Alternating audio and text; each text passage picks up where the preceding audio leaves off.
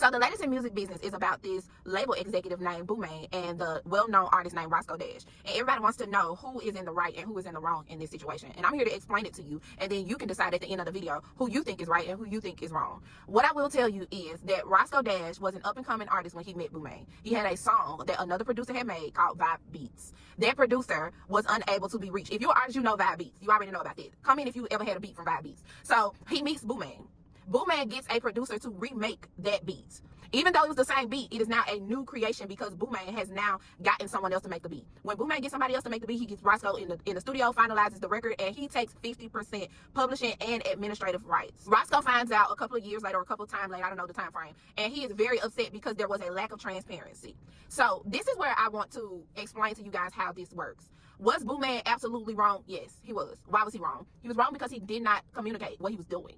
It would have been different if he didn't know what he was doing, but for him to say he wanted publishing and administrative rights, for him to get a lawyer to look over the contract to make sure he got what he wanted, it shows me that Boomay had experience in the music business. He knew what to ask for, and Roscoe Dash didn't, and he kind of preyed on him knowing. Now, most label executives do act like that. People do move like that with a lack of transparency. But if you're being upfront and honest about what you're doing, then what Boomay did was standard industry practices for someone who is remaking, has a producer in-house. So is AE a scam?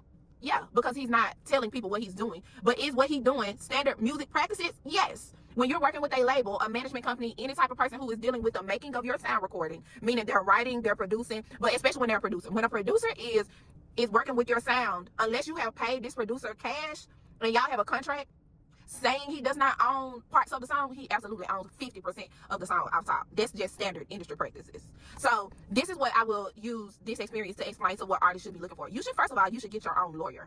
You don't have to have a lawyer on retainer. All you need to do is consult a lawyer. That means ask a question. Don't be so quick to chase clout that you have no idea what you're doing. On the publishing side, there are so many different sectors to being in the music industry. It's so many people that will be connected to you as an artist once you get in the music industry. If you're not marketing and promoting yourself, the person that is marketing and promoting you, they're getting something, and you have to know what that is. Some people get too much. Some people don't get what they're due. You get to determine how your career surfaces depending on how willing you are to get an attorney.